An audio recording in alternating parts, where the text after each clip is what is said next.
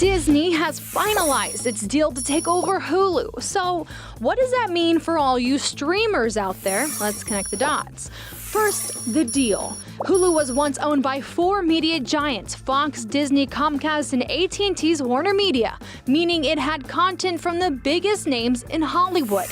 Thanks to a series of deals, Disney is taking over, with the last partner Comcast agreeing to sell their shares by 2024.